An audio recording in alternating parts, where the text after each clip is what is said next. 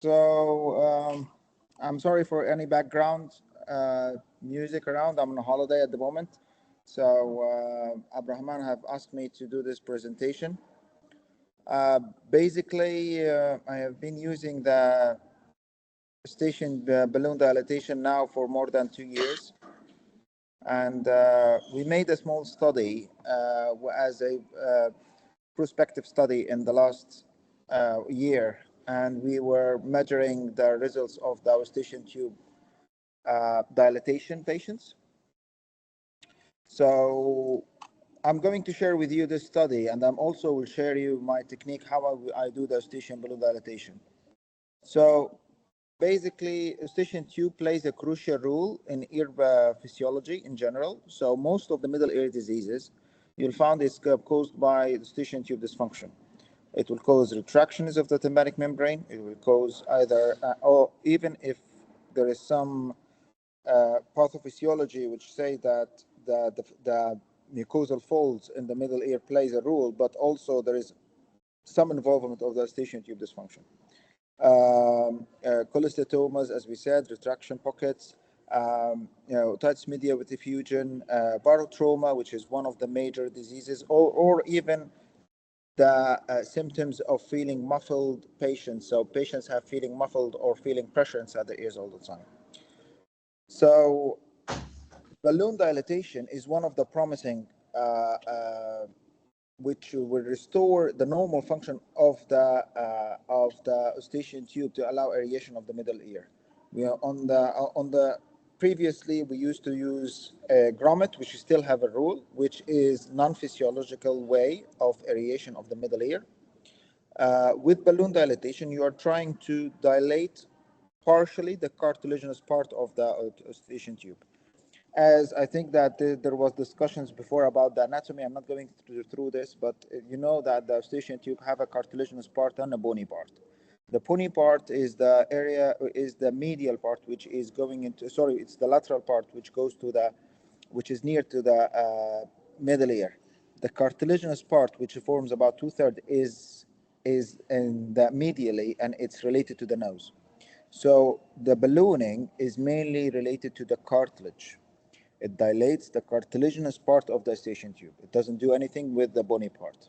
This is number one. Number two, the balloon dilatation not only just dilate, it crushes the cartilage and allow a process of healing and inflammation and scarring to allow the eustachian tube to be dilated.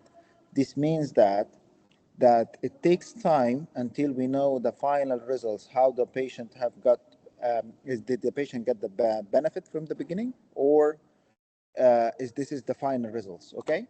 So our objective was to assess the outcome of eustachian balloon dilatation in patients with recurrence of previous treated chronic eustachian tube dysfunction diseases.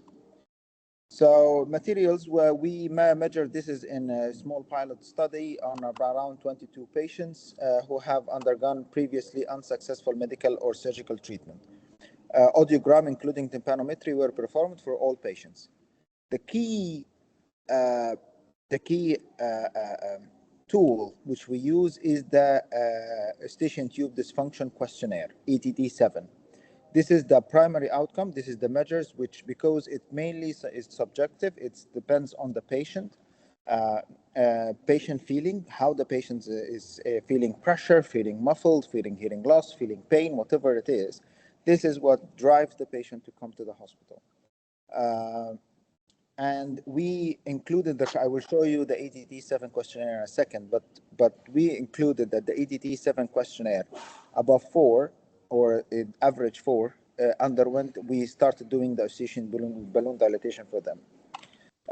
We considered that the outcome, the secondary outcome, which is the pure tune audiometry assessment, is a secondary thing because you can get patients with the eustachian tube dysfunction and the symptoms are severe, and the eustachian tube is still, and the tympanometry is still type A, not type not AS, or not type C, or not type B.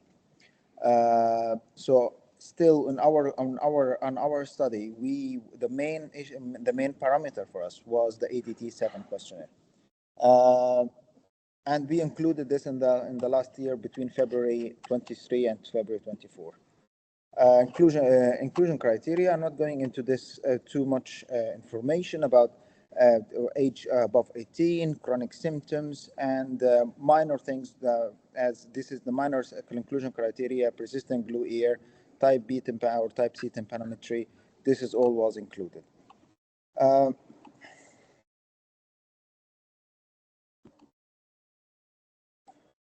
And this was the exclusion criteria. Our technique, which is, I think, which is one of the important things we use.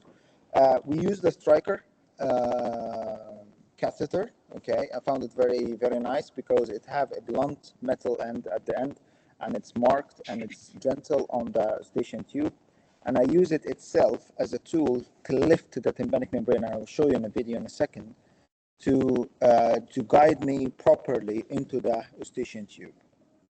And we, as we all know, they were inflated for 2 minutes, holding the Blunger rod, and observe the balloon is inflated endoscopically. Okay, and then here's a video of how I perform this. Can you hear me, Abdurrahman? Yes, for sure. Okay, brilliant. So first of all, very important thing, because this video is very quick. Let's start from the beginning. Number one, there's two types when we are doing the balloon dilatation. One is that we have normal nasal mucosa, normal postnasal space, and the others is that if we have a pathology in the nose and postnasal space. If we have a pathology in the postnasal space, if we have in the nose, like if the turbinates are rhinetic, the posterior end of the turbinate itself is bulbous. If you have a granular postnasal space, even if you have a small adenoid, this needs to be dealt with. And this is, in my own experience, in the last 30 or 40 patients I have done, I could tell that the patients who have pathology and you treat it on the same day when you're doing the balloon dilatation, they are the patients who got the best results. Minimal disease, even if there is a minimal disease, granulations over the Eustachian tube itself, granular postnasal space. This needs to be cauterized with coblation or suction diathermy. The posterior end of the inferior turbinate needs to be dealt with, needs to be trimmed or used coblation as well, or radio frequency or whatever to shrink it down. This will improve the pathology or the physiology of the nose. If they have the sinusitis, you have mucus coming, blocking the Eustachian tube, this needs to be done before we consider, or in the same time when we're doing the Eustachian balloon dilatation. Back to the technique. I like to outfracture the inferior turbinate to give me a space to pass my tools. Okay, you could see here the Eustachian tube opening, and I can guide it by my. Now you can see slowly here. You could see the tube itself, the metal end of the tube. I use it to lift the upper corner of the Eustachian tube. This is the key, guys. So you don't injure the Eustachian tube or go on a false pathway. You need to go through the upper end of the Eustachian tube opening and just feel it, lift it a little bit, okay? This will guide you slowly, will guide your metal tube without any resistance into the Eustachian tube. Very easy. This is, I consider this is the trick which makes it very easy to operate, okay? So I introduce it, now I pushed it in, then I push the balloon. Of course, this is a speeded video. And then for 2 minutes, this is the longest 2 minutes you'll have, so someone needs to say a joke or something, okay? And you could see it pushing the cartilaginous parts on both parts, and it's fully inserted, okay? And deflation come out, and you can see now the opening of the Eustachian tube. You will find few drops of blood, it's fine. On the other side, I have a septum, but it's fine. I can have an access, okay? Again, I have outfracture, you see, I go through the upper end and push it, you see, and then go, introduce. They didn't deflate it the first time. Okay, here it is. And the orange thing is inside the Eustachian tube itself. and again for 2 minutes. So it's not a rocket science, to be honest with you. It's in order to do it properly, you need to lift the upper end of the Eustachian tube under vision, and then insert your balloon without any resistance. If you find any resistance, bring it out and then introduce it back slowly. You'll find you will go into the pathway. Okay? Risks of the operation, which you need to discuss with the patient, is a little bit of bleeding, and you may get a little bit feeling of pain inside the ear, crackling noises inside the ear. Sometimes you get blood inside the ear itself. Very rare, and I saw it in one of our registrar patients. They had a subcutaneous emphysema, so it's advisable that especially if they have a false pathway, it's advisable that the patient don't have any forceful cough or sneezing in the next few days after the surgery. And if there is some air escaped subcutaneously, it can be treated as a surgical emphysema with some antibiotics, and the rest there is no surgical management, and it will resolve within a few days. But it's rare to happen, and this is because of the false pathway. Okay, so and then we did a follow-up for the patients for within 6 weeks, 6 months, and after a year. So basically, I used the Eustachian tube, the ETT7 questionnaire. The main questions, and which I ask a lot, is the pressure inside the ear, pain inside the ear, feeling the ear is clogged or underwater, and crackling and popping sound, ringing inside the ear, feeling your hearing muffled. Then you ask the patient, give me a score between 1 and 7. Okay, 1, no problem, 7, severe problem. And you start calculating and then dividing. So, for example, if they have 4, 3, 5, 3, 7, 6, so you calculate the total, then you divide it by 7. And if the number is above 4, okay, so it's around 4, 5, or 6, or 7. So this roughly indicate that the patient have from moderate to severe type of Eustachian tube, and he may get some benefit from doing Eustachian balloon dilatation. Of course, the lower the score, the less benefit from having Eustachian balloon dilatation. Okay, so this is the main questionnaire that we use. Okay, and this is the total number we have done. We found that the most common is feeling pressure inside the ear, 82%. Pain inside the ear was 82%, and feeling the patient clogged. I think it's clogged. Sorry. I think, yeah, and feeling the hearing is muffled. This is what 81% of the patient was showing this high score of it. After the balloon dilatation, you could see that the symptoms have dropped from 82 to 33, for example, 37, down to 40% instead of 83. So there is some obvious improvement. After 6 months, this symptom started to get worse a little bit. So it was 30. So if you can see, 33, and then become 39, then 42 after a year. So still better than previously. This is why, because the Eustachian tube dilates, then as you have a dilatation, then you start having a bit of scarring, narrowing a little bit, so the symptom gets slightly worse until it stabilizes. Okay, this is if the patient still have a problem, you still can have a second Eustachian balloon dilatation. So we found that there is a significant improvement in the results. I'm not going to bother you with the full number. Most common post-operative feeling the ear are clogged or underwater sensation. This was 41%. Least common symptom is pain inside the ear.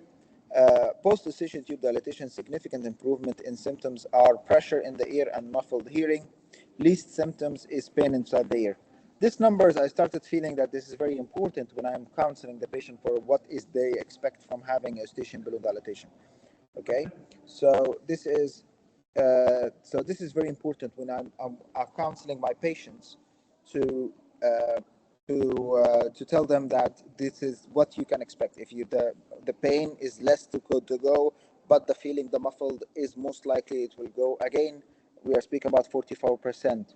It's still not a high results. I think if we have more experience, and this is the initial experience, if we start having more experience, having more better selection of patients, better surgeons, better skills as well in all of the among the surgeons, I think the results will be better. As a discussion, and the Eustachian tube is a complex, as I said, osteocartilaginous part, and the main area which we dilate is the cartilaginous part. Okay, the diagnostic criteria for Eustachian tube dysfunction has not been universally agreed till now. There is no proper consensus for Eustachian tube, either subjective or objective. So either that we 100% say that this patient is having Eustachian tube dysfunction, even with the high ETT7 questionnaire, bearing in mind that sometimes patulous Eustachian tube dysfunction, although we all know it comes with feeling that the breathing and there is movement of the tympanic membrane, sometimes it doesn't present with that and present with symptoms very, very similar to the Eustachian tube dysfunction or narrowing. And this becomes a dilemma, because these patients, if you dilate their Eustachian tube, you will cause more worsening of the symptoms, and it will become more and more difficult to treat this patient. So we need to be careful in the patients and the criteria which we choose the patients. Yeah, so that's it, I think, Abrahman. Any question anyone want to ask me? Thank you, Prof. Alam. It was really great to have you today with us in the teaching day. I have a question myself. I don't know. Yeah, sure. Mr. Ben Amr wants also to ask some question. Myself is that you have a patient with this feeling of that he's Eustachian tube dysfunction with all of the symptoms that you mentioned. I think that this questionnaire, we do it, the questionnaire, not in an appropriate way, but we do it like an estimate questions. And it comes back is, yeah, this is possibly Eustachian tube dysfunction. Send them for hearing, normal hearing with the normal temps. Do you still dilate them, or you have to have a COB? That's one of the problems, Brahman. I think in the if we are speaking about, especially in the beginning, so to be honest with you, if you have there is patients who are clear Eustachian tube dysfunction. You have all the symptoms. You do tympanometry. The tympanometry comes back as type C or type B. So you feel in your gut you're fine, you're safe to do Eustachian tube. It's completely dilated. But you're speaking about the gray area where the patient give you symptoms about 6, 7, or 4 or the Eustachian tube and the ETT7, and you have a normal tympanometry, normal type. This type of patients, you can do with them a laryngotomy. Try with them a laryngotomy. See if laryngotomy, as you know, will stay for 1 day. You can do it even in the clinic. Give it a go. If the patient feels a relief for 1 day or 2 days after you did the laryngotomy, do for them Eustachian balloon dilatation. This is another trick. But because it's still not 100% justified, if we get a normal tympanometry, normal hearing, and and there is Eustachian tube symptoms, dilatation sometimes can be tricky in these patients.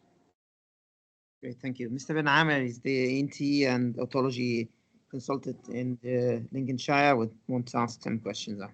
Thank you for the presentation. It shows how important that you have the right diagnosis from the beginning, obviously, as you said. Did you have any sort of reports in your group of patients? Did you have felt that you have changed from an obstructed to a patulous tube as a result of the treatment? And what's that happening? I think one of my patients was a little bit tricky, and the symptoms really worse after the surgery, and we think it was patulous Eustachian tube. And actually her symptom was typically have as the normal, blocked ear, feeling muffled, crackling inside her ears, feeling barotrauma, or not trauma even, change with the pressure. Her ears start having some symptoms. But again, it's very difficult to distinguish if it's not very clear, and it shouldn't be stopping you. And again, as I told you, if you have a doubt, do a laryngotomy in the clinic, see if the patient's symptoms improve or not, or getting worse. And sometimes the patient will say, it's very bad. It's the same. Yeah, even without balloon dilatation. In this type of patients, you still do sometimes grommets, okay? and you put a grommet in. Some patients really love it, and some patients really hate it. So you do the same. You can do a laryngotomy in the clinic, see if the patient improved, bring them back. Well, if you felt some improvement, we will give it a go and try the Eustachian balloon dilatation and see how much improvement you will get. Thank you. Anyone else want to ask a question?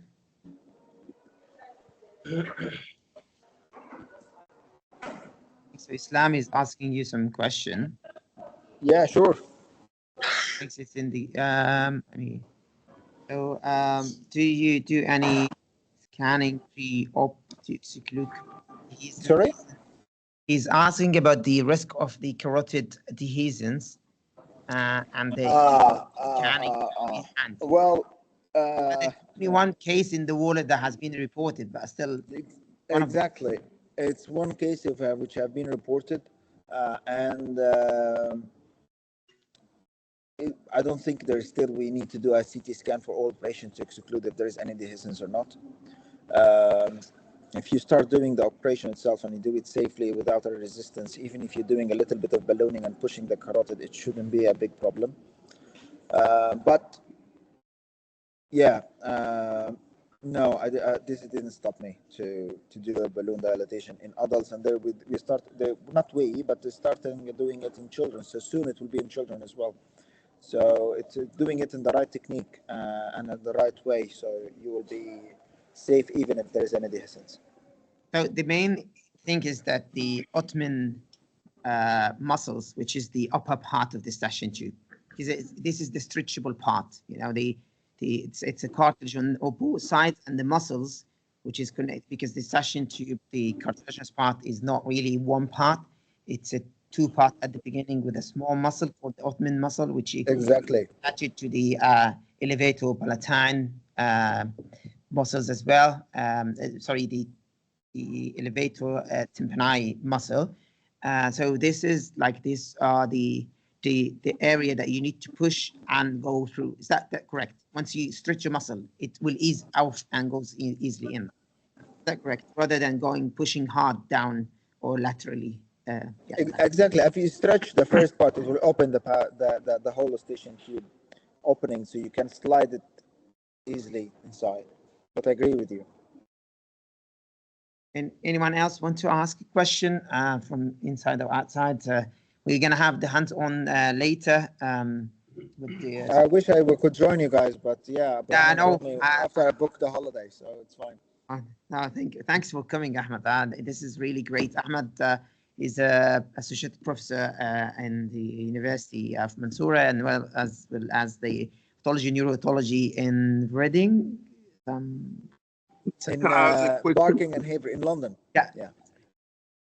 In North London. So we know each other a long time ago, and he's really a good presenter. Thank you, Abraham. Recently as well in the, thanks for coming. Really, it's great. So what we're gonna go next for is that Mr. Salim will give us a small talk. Okay, I'll leave you guys. Thank you very much. Yeah, nice to thanks meet for you that. Thank you. Thanks. Thank you. Bye-bye. Thank you, Dave. I'm Mohammed Salim. I think I will hear it. With the senior colleagues here, and we have also junior colleagues. Thank you for coming today.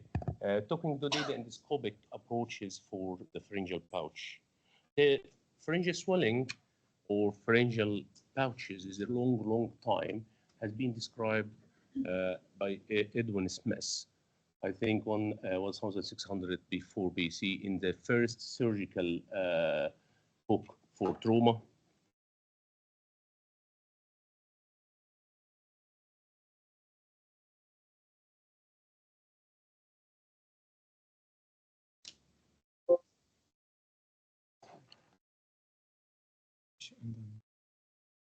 Okay, so do you think pharyngeal pouch is rare or common condition? Okay. What do you think, guys? Is it rare or a common condition? Yeah, it's a rare. Yeah, wild world 1/100,000. However, it's very common. It's double the ratio in UK, up to 2/100,000. Yeah, So what is the pharyngeal pouch? The first time it was described by Zinker in 1870 was is a pseudo-diverticulum. So what pseudo-diverticulum? Simply, mucosa without a muscle. Okay. What do you think is the best diagnosis? Everybody know how we approach it? Barium swallow. Yeah. So if the barium swallow doesn't work, or if it's very small pouch, what next?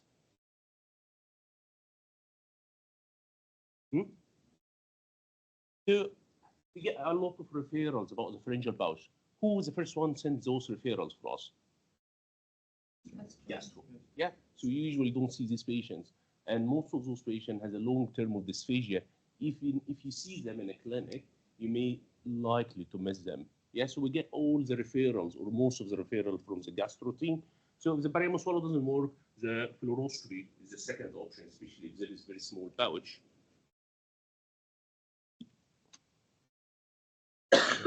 Should be working while I'm talking. Yep.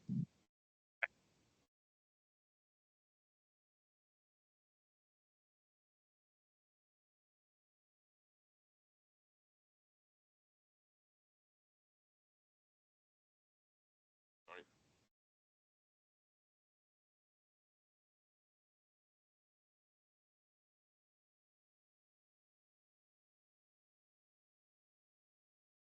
So this is a feeding vial. This is a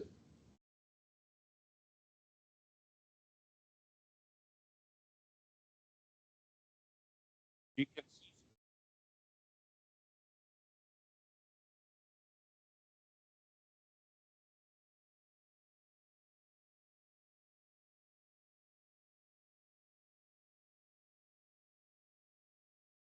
So this is a clean pharyngeal muscle.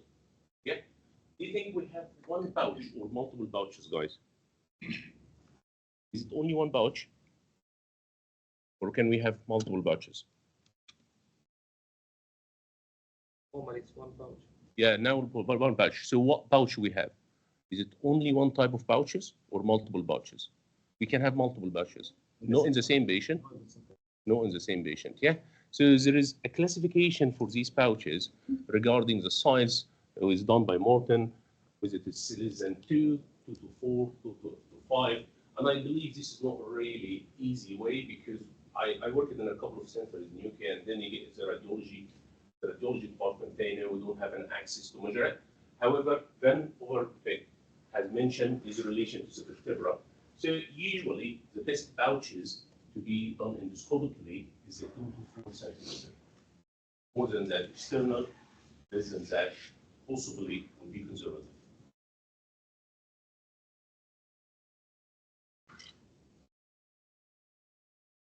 Can you see how much huge this pouch? Yeah, over 7 centimeter. When you approach a pharyngeal pouch patient in the clinic, you have to have a systematic questionnaire in your mind. Yeah, you have to look to the risk factors. So it's very common in male, about 50. We don't know actually why, and has most of the symptoms is related to an acid reflux problem, whether it's a gastrosevere reflux disease or hiatus hernia.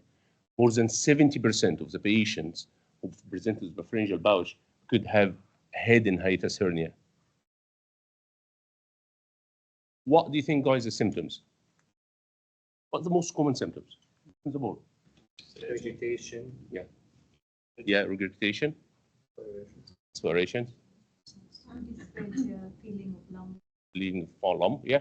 So regurgitation represent 80% of the cases, and halitosis, very bad smell from the throat. Yeah. But what the warning things, even if you find the pharyngeal pouch, be worried about it. What are the red flags?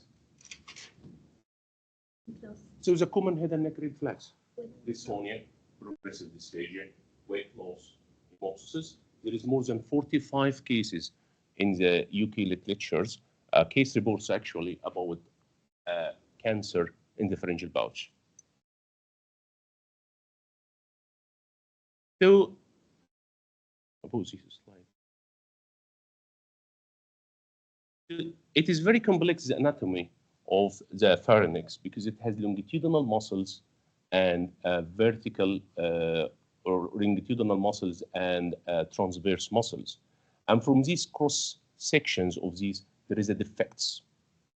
So there is a couple of theories have mentioned that it could be due to the anatomical weakness between the muscles.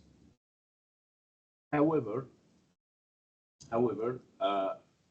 some theories mentioned it is a persistent spasm of the cricopharyngeus, but manometry studies didn't show that there is any difference between normal individual and patient with a pharyngeal pouch.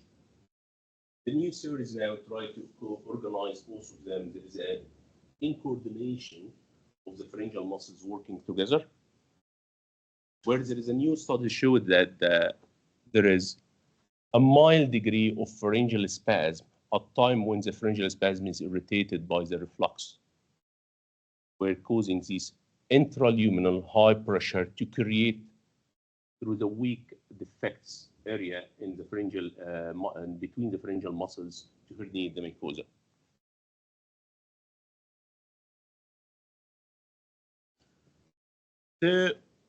From these defects, there is a couple of areas between the muscles, as I mentioned today, is the most common, which is the posterior part, the Killian dehiscence, is between the thyropharyngeus and the cricopharyngeus. So this means it is above the cricopharyngeus muscles. However, the less common is the lateral type, which below the cricopharyngeus, between the oblique and transverse fibers of the cricopharyngeus muscles, is called Killian-Jemison dehiscence or area. This spot is rare. There is, I think, 2 or 3 cases reported online about it. However, it is really risky. It's usually small, coming in a younger age. I have seen recently a patient with a typical picture like that in a clinic. He was 40, had a lateral pharyngeal pouch. So why, guys, do you think it's risky? Why? It's lateral, means it is an irritation of the recurrent pharyngeal nerve. You can very, very easy pinch the recurrent pharyngeal nerve if you decide to do endoscopically. And there is other one, which is in between the lamellar Heckermann area, which is between the cricopharyngeus and the superior esophageal sphincter. Again, it is a posterior region. So it really doesn't matter when it's really posterior, but if it's lateral, you need to be very cautious about the decision for surgery, which we don't recommend endoscopic approach.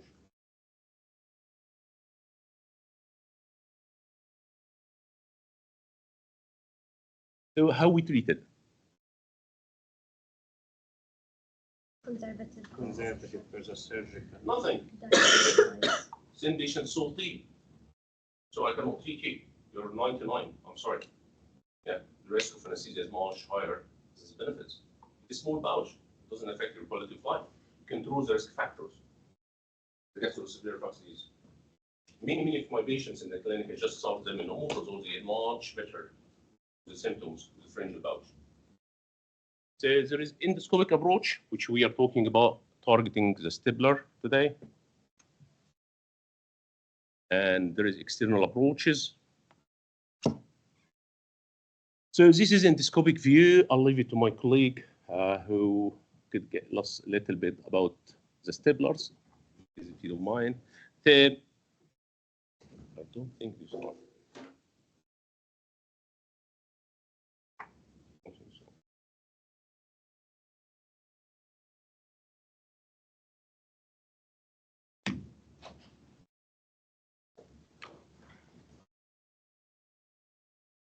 So keep moving the slides from to. So we use under general anesthesia. You need to have a proper pre-assessment. Remember, this is an elderly patients. You need a proper pre-operative assessment. I sometimes get anesthesia opinion in the middle. I use Werda. Okay. If you look this Werda, is I think 1955 when he designed it by Donner, where there is a big shell, the front, and small one at the back. Why do you think this one is small? Why?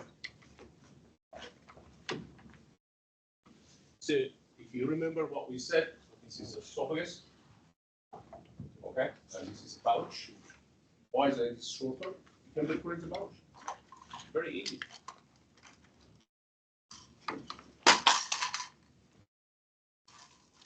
This is just one video from my old days.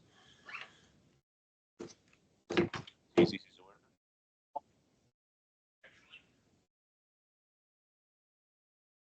pouch.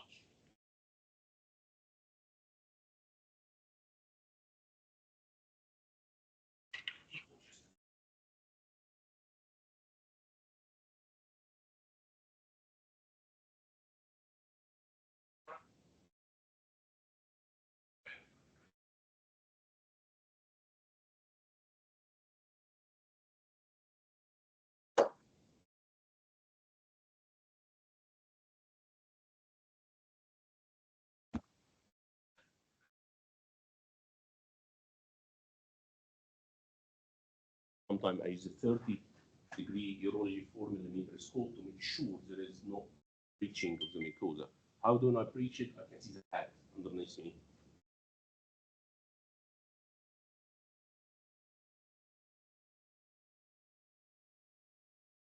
So what limitations we are facing in the branches? Up to 8% of people, we cannot, again, elderly patients, 70, coming to the clinic, is that you cannot put these patients in hyperextension neck. I usually tell my patients, I put you in this cross position for around 45 minutes. You can. Large pouches, missing with the stylitis, they usually have a difficulty in swallowing, tenderness, and pain, and you can miss up to 1% early signs of stylitis. Injury to the recurrent pharyngeal nerve, especially in the lateral type, and you cannot get a tissue biopsy. You try to preserve the mucosa, that's it. Or you get a hole in the feeding pipe. Assembly is a new technique. It's a nice guidelines, 2003. Another new guidelines came from the gastro team, at the moment, 2015. It's simple, it's quick, it's less comorbidities and less mortalities. Chance of recurrence is still less compared to the surgical approach. It's a short hospital stay. It's a quick procedure compared to 4 to 5 hours of open approach. The surgical outcome is still better. Surgical outcome is much better than the traditional external approach.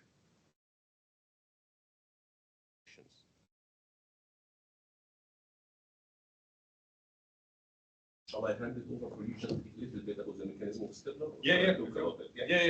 Okay. Unfortunately, we have a shortage in the stibler. We try to get you certain. Any questions, guys? Anything in your mind I need to know? Can you sort of, if you have a deep, say, more than 4 centimeters, and you find yourself doing it scopically, would you just go with one go with stapling, or would you do it twice? No, I'll do one. I'll do once. And if it's really big, I offer the patient that he go to gastro using the harmonic. He starts using the harmonic scalps now, which is really good. So they have a very long harmonic scalp. So you can go and cut and cut. You do V-shape excision. I have seen it a couple of times in clinics. Or I would say to the patient, external approach. Just because you cut it and then you try to cut it again, and the staplers come up of each other's, and this is the area would be defect. Yeah. I remember when I was doing my fellowship in Bradford, we had a patient when we put the stapler on by one of the trainees. Unfortunately, he didn't give the time for the stapler to release, and then he take it out like that, and then I looked and find the whole.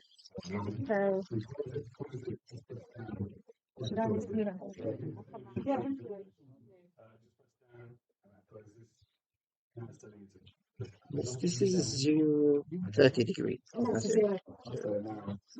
This is a bit difficult here. I don't know why. It should be more easier to.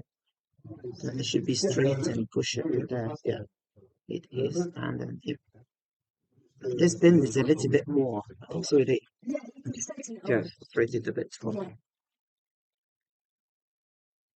Should be that because this is the end of the where I should stop. Okay, and this should be more towards that way. there's two markers. So there's one line and Yes. two lines on it. So the first line is 1 centimetre, the second line is 2 centimetres. So you've got clear markers on there. So when you are putting the device in, you know exactly. Yes, absolutely.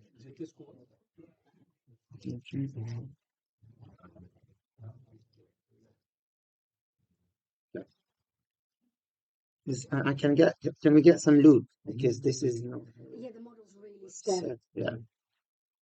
The same, just push the muscle. Yeah, unfortunately, you do have to put quite a bit of force on Yeah. it. Yeah, we need some lube there, so because it's not that it shouldn't be that force as well. So obviously, on a patient, it's much It's smoother more it's going in. Can we get a lube? Yeah. I can get some lube there. And I think this is it, yeah. Yeah. Yeah, that's it. Until the first one. Yeah. So then what you would do is, so Mr. Ibrahim would instruct you that he's in, then you would dilate for 2 minutes. Oh yeah, sorry. You have to push that down. Yeah, push it. It is. It will be stiff because of the head model. But imagine that you're pushing the balloon in. I can't see very well because of the light. Yeah. The problem is that I'm No, it's fine. Don't worry. Yeah. That's it. You're down. You're in. Yeah. Yeah, you're in. You're all the way down. So the balloon's in. So then you would dilate, hold it for 2 minutes. Then you would retract to 2 clicks.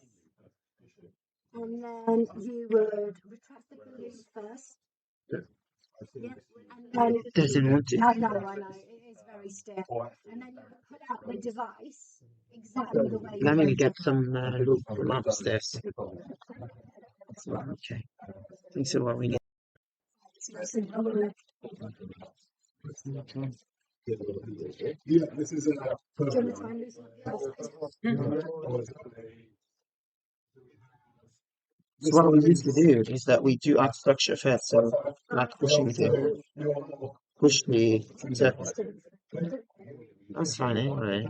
It will give you more. But the loop is not much, yeah. No, I'm okay with it. It's not really.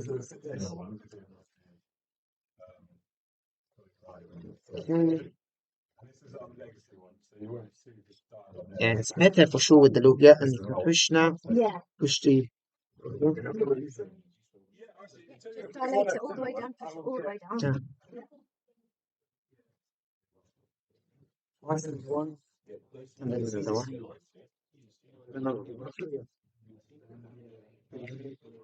Lube. Yes. Yeah, this is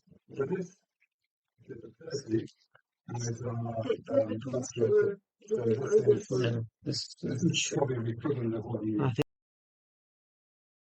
Yeah. So I have got for later. I've got a head model that you can trial it on, and like I said, it can be used for the sinuses as well. The other thing that what you would have to do is this is the battery pack here. So what that does is it gives you a red fibre optic light that pulls through here. But that doesn't apply here because that's just for the sinuses. So when you do go into the frontal, you get a red bullseye. So when you're going into the Eustachian tube, all you have to do is pop that off, and then you're ready to go. So the whole point of the express balloon device is to take those patients out of theatre and hopefully into an office-based procedure. So what we would recommend is that you would try the device under general for a couple of patients, and then once you've got a local clinic set up, move it to the local. Under local, we do have a local anaesthesia protocol, which we can provide, and the procedure will take anything.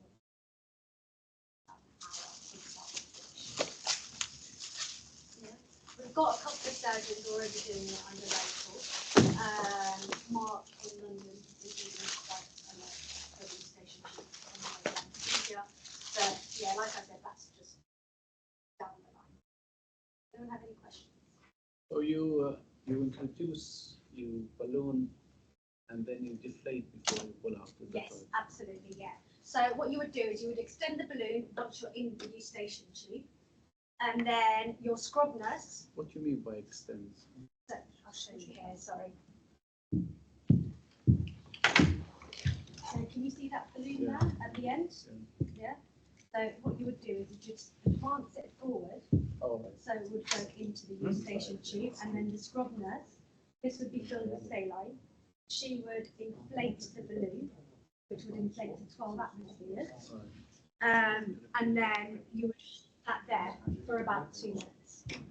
Okay, and then you would, again, the scrub nurse would release the balloon, you would retract the balloon, and then pull it out exactly the way you went in.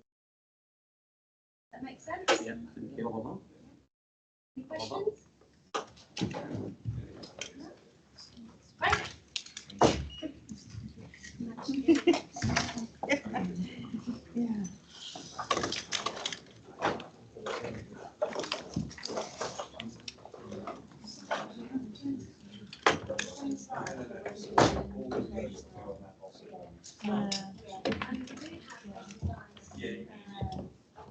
So, everyone, help yourself there, and then we're going to discuss on basic level.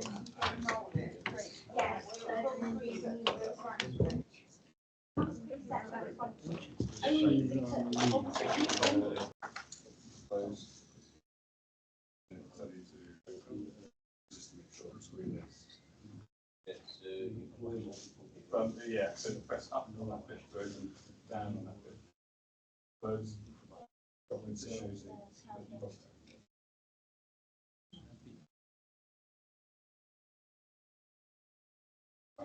Now, This is probably a bit. yeah, that's it. Extend it.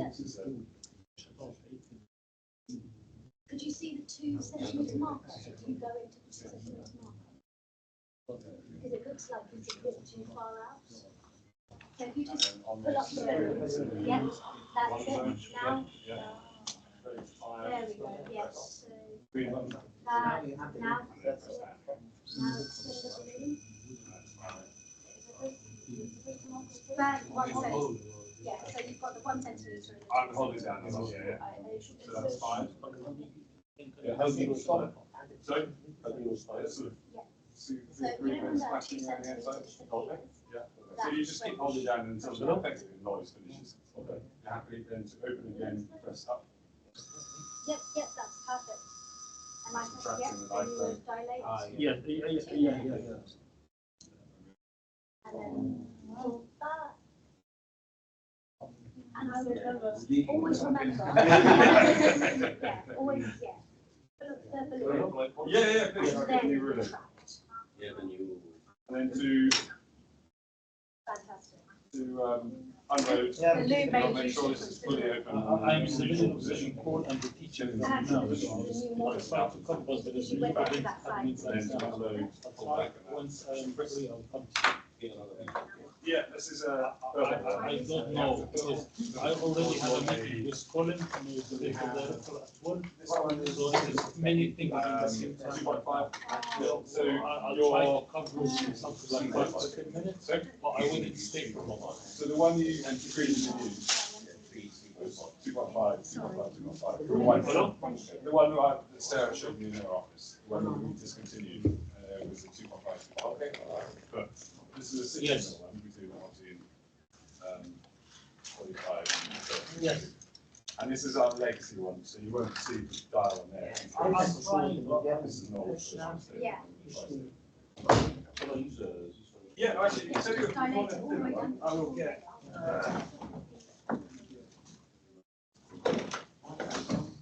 Because you need to see the three lines, yeah, see the three lines. And what I'll do is when I get home, I'll just drop you a quick email so then you've got my contact details at the top. There's a 30, and this is our vascular thing. So this is probably the equivalent of what you gave.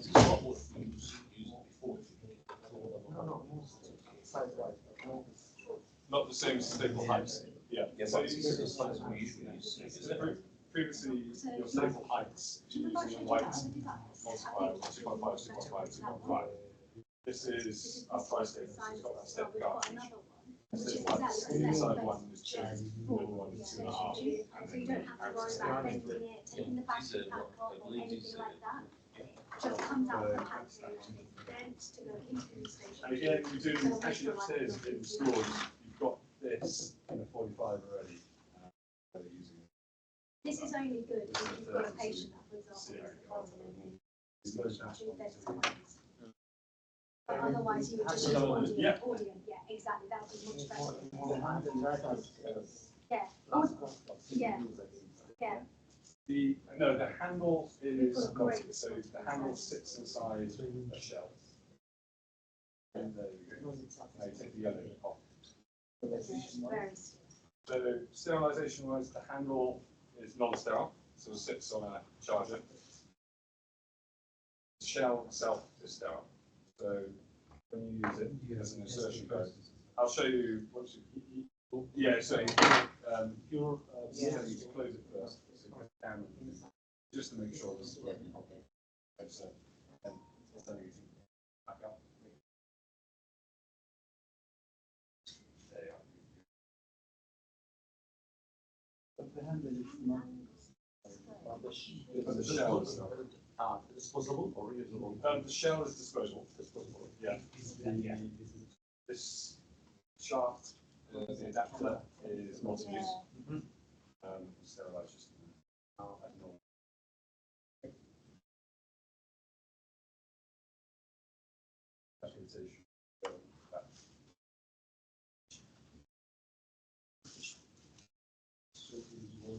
To articulate, so press that lever sideways. Oh, yes. Yeah.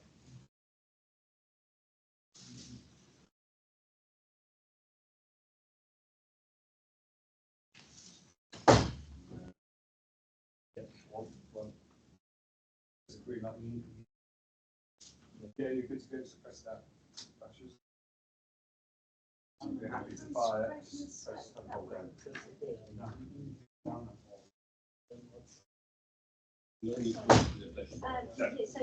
you should be able to see the 2 centimetre mark. You just pull back the scope. See this bit here moving along. You need to make sure There we go. 5. that when you're going into the Eustachian tube, you need to extend it to that 2 centimetre marker, and only then you will extend the balloon. This resistance is natural or? No, this is just the model. Yeah. So it's, nature should not be as. No, it's much easier. Yeah, so up and down. Exactly, so oh, wait.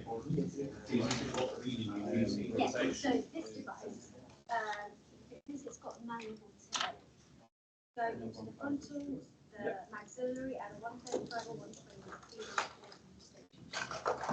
We've got another device, which is called audio, which is exactly that, but it's just So a communication tube, for so unloading, you don't have to make worry sure about bending it or that taking is that in use. So light if you press source. up, It's just comes as it is, ready to go. actually I'll show you. So you put it up. You just press up and hold up for about 3 seconds. From my understanding, it would use the station tube. There you go. Now that's But that's it's okay. very true. So For example, to unload, and you see no, actually, actually they from the science opening or the maxillary station tube, and that's where express was coming in. front back.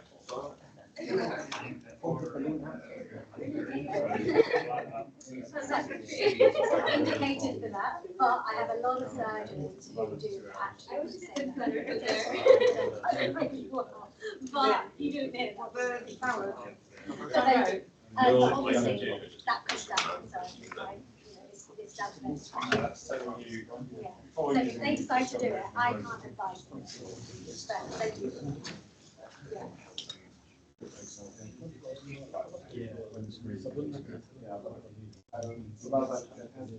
There's no way to make it look. No, but you know what I find, how I hold it, which works really well.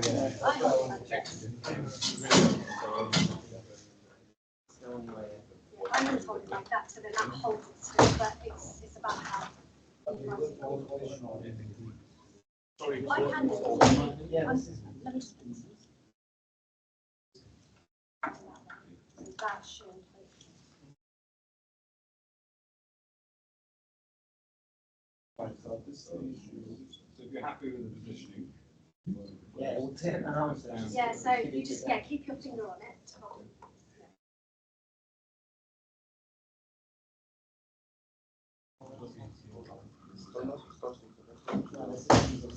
You can go tip down.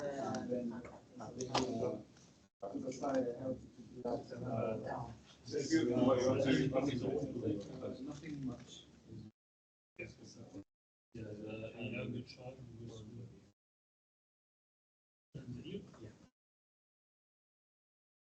you happy to.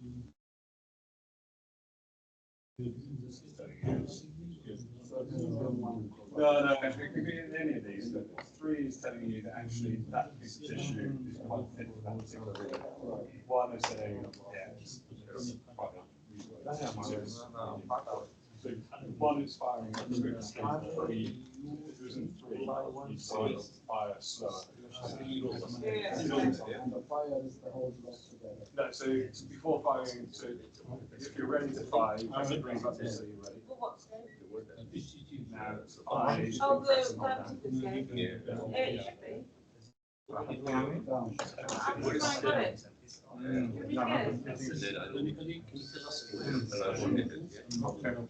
I went there, he said it's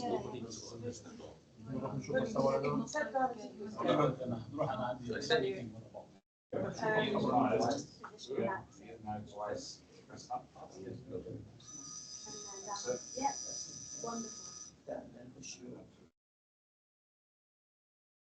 So you know that white button, you just push that down. Yeah. Just push it down to the end. Probably be the end. 3 lines. Yeah, so the inner one's 2, the middle one is 2.5, and the outer one is 3. So that's 1.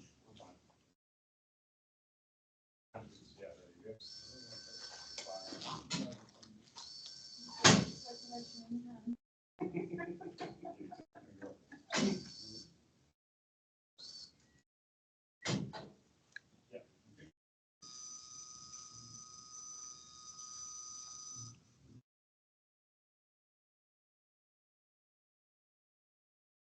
there you go.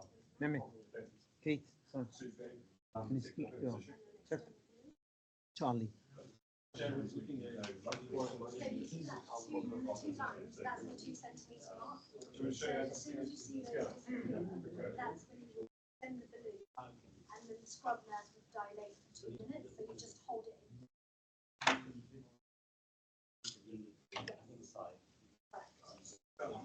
But on the device, when you see it, it's got 2 lines, so that 2 centimetre mark must disappear into the otherwise it won't work.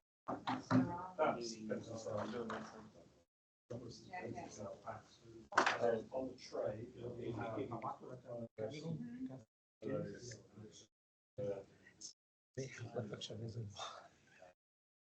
just in case this.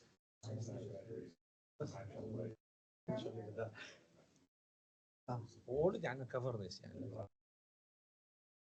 So you've got to have بيسز واحد اكستنسيف وكان سيتروبلاستي 2 minutes, yeah. Sinuses is 3 seconds, 3 to 5 seconds.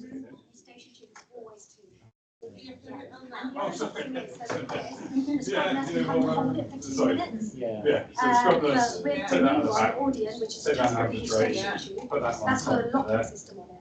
So you know that it's held at 12 hours for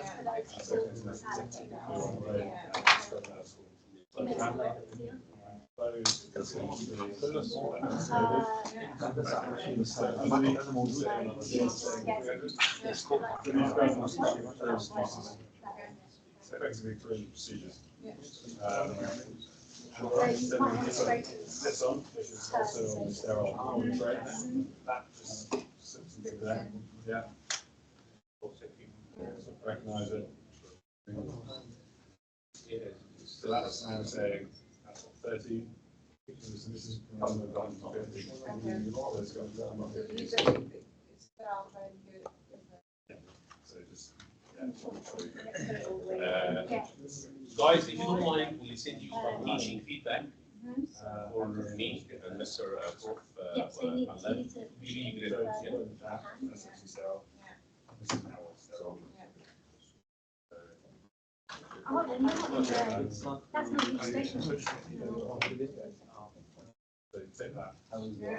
Usually, Joe. Yeah, that's fine. Don't Well, worry. only the one we used to, not release. Oh, yeah. I was going to say, you're going quite straight.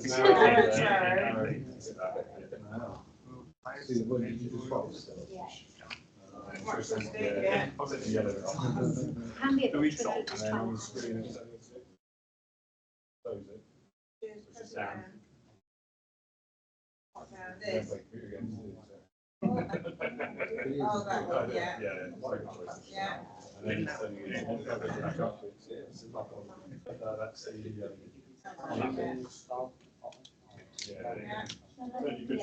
to go. So depending on the open, so you were having extra time. Where is the black one? That's why. You just It just put this orange. exactly, yeah. So but the black. So I don't need to for this orange segment to get inside the station. No, the orange segment is the balloon, so that will go inside when you advance. So you see it. Yeah. So you will go into this point here, and then extend it, and then that will. So this the system will push you. Yeah. Exactly. The balloon inside the section. So if you're now your hands fire, press the green button.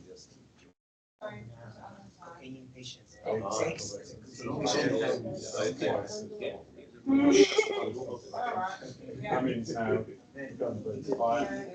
If you're ready to fire, press the hold down. Oh, down, yeah. So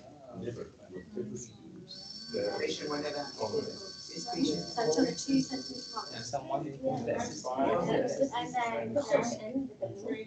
Yeah, that's fine. Just as long as the 2 centimetres mark. Bring down the knife. And now, extend the balloon. That. But you know what you did just there by mistake? And then you pulled it out a little bit. So you need to make sure that you hold it tight when you're extending the balloon. Why not keep it outside right now? It's fine. Purple and purple is for medium tissue. This is for vascular dilation. So the stable heights are different. You get this is longer. But you can get this one. Yeah. So the height of the staples in this one are. I think the track back, There's 3 lines we advanced the on middle each one. side. So the knife blades go up. This is a line going down the middle. You might want to move the scope back a little bit. No, so Just so a line goes down the middle. Yeah, Is where the knife is. That's one. And each side of that line, there's 3 lines. So those are where the staples come out. The 3 on the side. The knife. I'll take them for the sake. So in this one, the staple heights See these buttons? are the inside one is Yeah, it's the middle one. Yeah? the middle one So is that 3.5. In this one, the other one is 2 or 2.5. This is for vascular thin tissue, this is for medium tissue. And then you do black ones for So what I do is, once I'm in there, I hold it like this and I use my thumb to advance it. yeah, so it's low load. How can we emulate? It's so easy. So when it comes out of the packaging, it's fed to the frontal. So then what we do is basically pick whichever manual one. So if you're going to put your thumb on it, hold it there, and that's it. But what we suggest is that obviously if you're going to maxillary, it's quite an acute event, so one there will put it on so we always suggest that if you need two sinuses dilation, always firm those so that's different from the maxillary and sphenical tissue. Because you can imagine if you go to the maxillary first and then you have to go into trying to straighten it out hospitals is really beneficial. So always go do your most acute angle last. Exactly. This one, No, in fact, it's used more of sinuses. But here, the problem with the business she said, you can.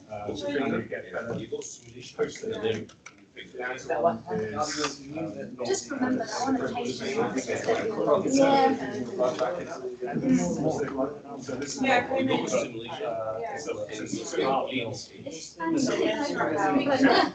exactly, and that's what it's for, right? Just to learn and take it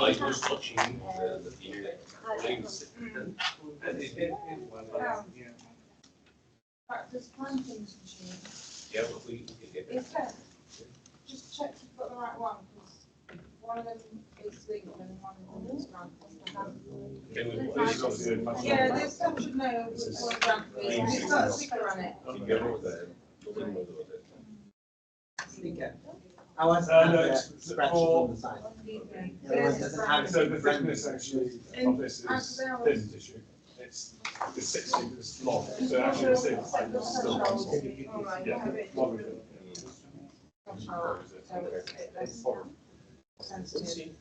Listen. Yeah. So she said.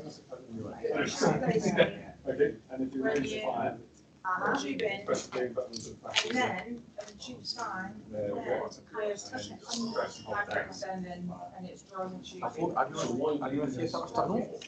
There's one raise the fire.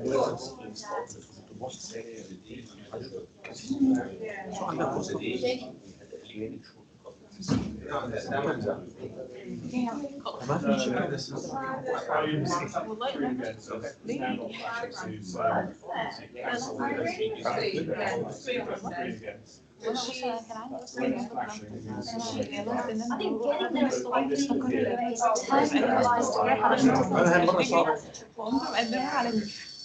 I wish the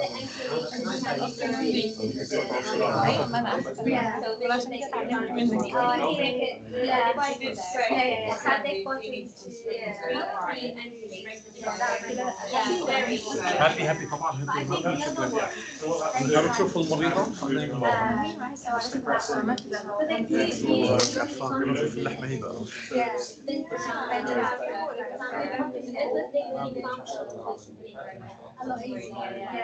Yeah, so effectively, yeah, so down is the fire, and then up is the back, and then that's so I think it's bring it down as a fraction. Ah, I see. So then that gives you a little bit more room to maneuver. all of the seed inside of the step right. كانت option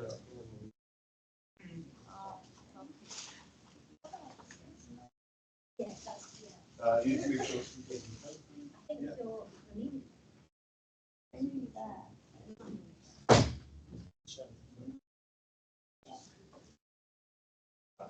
Yeah, so push it to make sure that's more and then it's just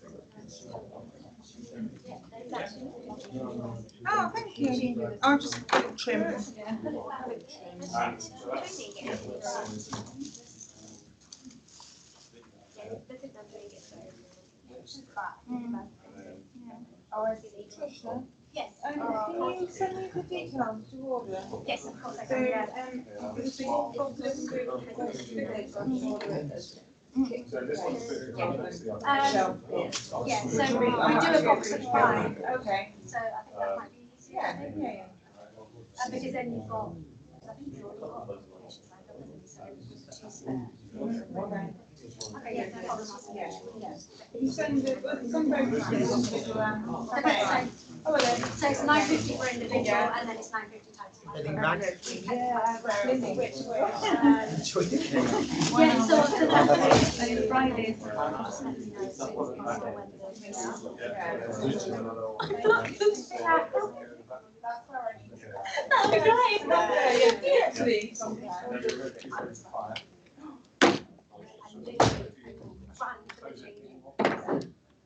quickly scroll.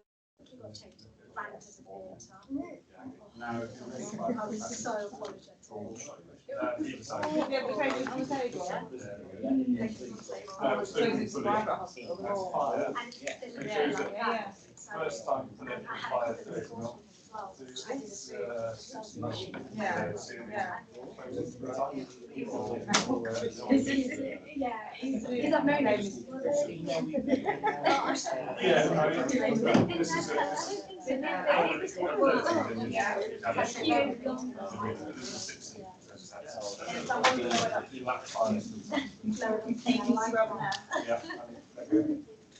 Again. Okay, and then we wait.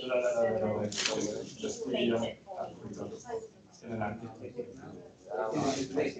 Yeah. 2 minutes. Yeah. So you hold it up 2 minutes, then you'll get 2 clicks, 1, and then again. Yeah, there we go. And then that means. And then, yeah, so before you pull out, retract the balloon. Yeah, so pull that up enough. And then come out the balloon. That makes it a lot easier. If you try and pull it out before retracting the balloon, it does make it harder and, yeah. Obviously, I'm generally.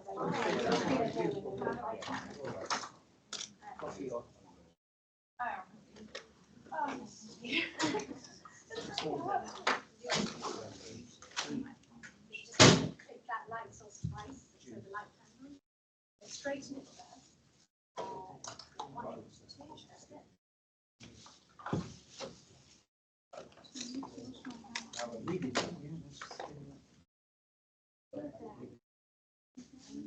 2, that's it. Yeah, I know. Can you imagine if a patient sat there like this?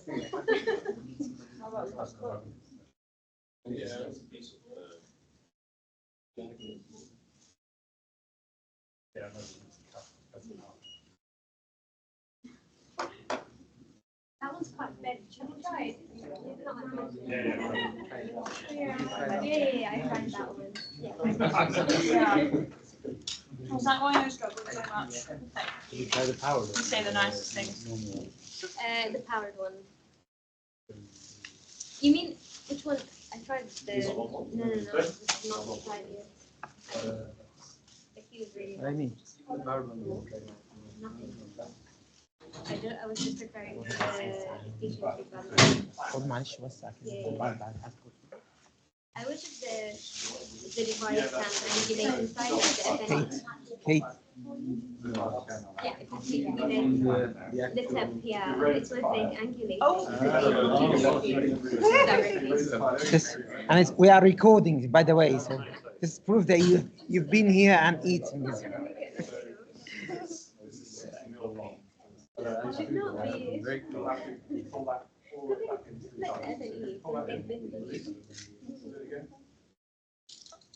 Instead of just placing yourself outside patients.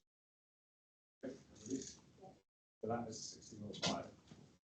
So if you try and do it now, so to release, yeah, like that.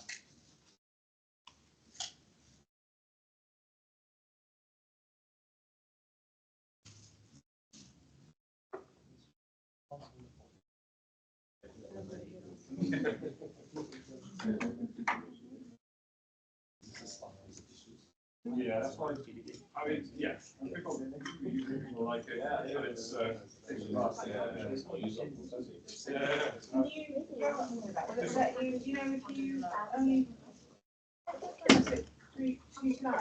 yeah, so if you press it, press it 60. Yeah. So it's If you slowly. do it 3, Maybe. you'd make them go. No, so you could go, let's say this is 60. Press it, first time press it, Yeah. 30, so Yeah. 5, half of it. Yeah. If you then don't press it again, you can bring it back up to 30. But there's always, when you fire, there's always stable lines beyond the blade.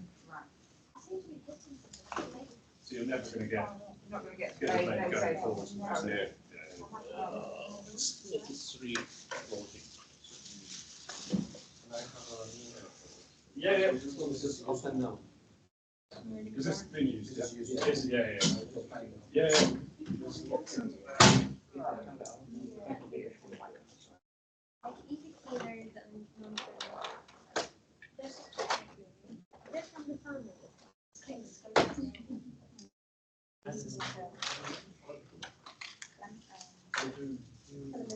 So to unlock, you've got to make sure this is the neutral position. So you press up and hold up.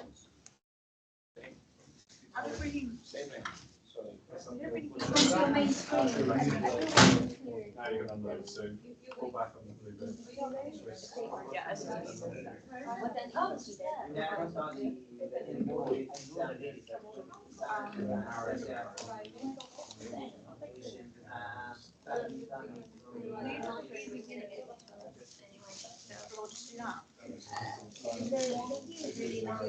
Have you seen it?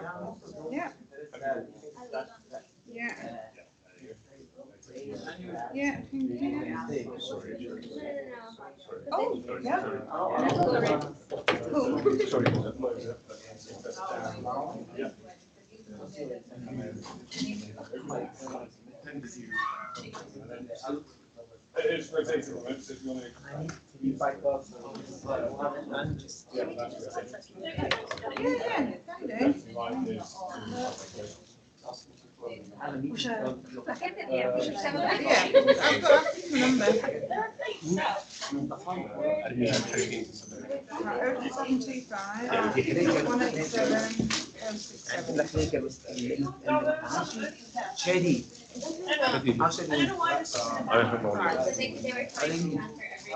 Oh,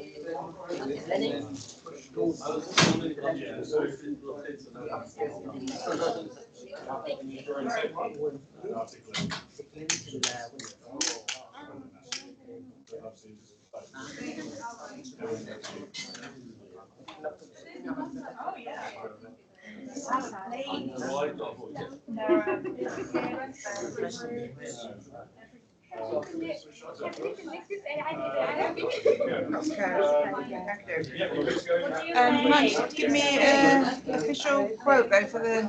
Oh, shall I just say something? You might have to give the boy. David's 83 weeks. I don't know where, why, what.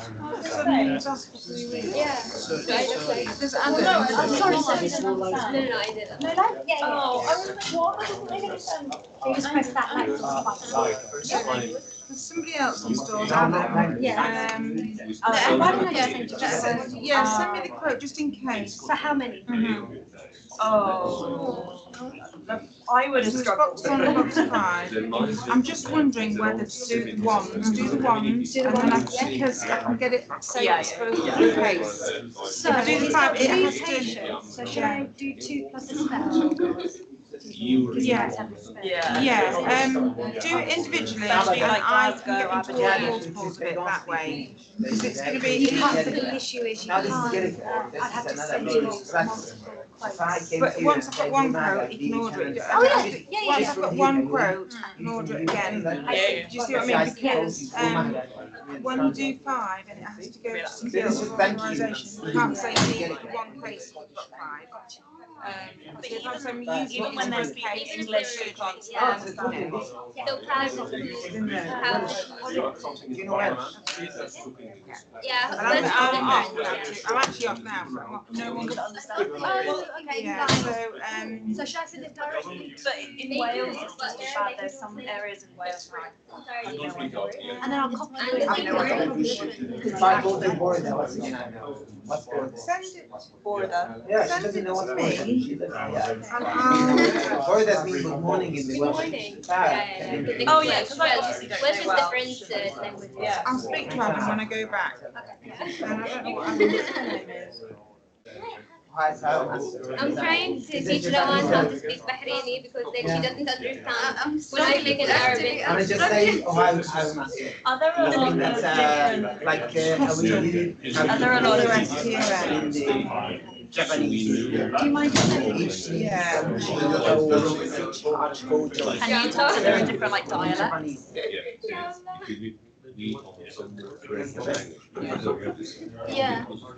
Yeah, that's the problem. Because I'm from like an area in England where they speak quite So I'll send it to you, like copy him in. Surrey, Yeah. Surrey, Oh, Southampton. Yeah, I work in college. Sorry. Oh, where?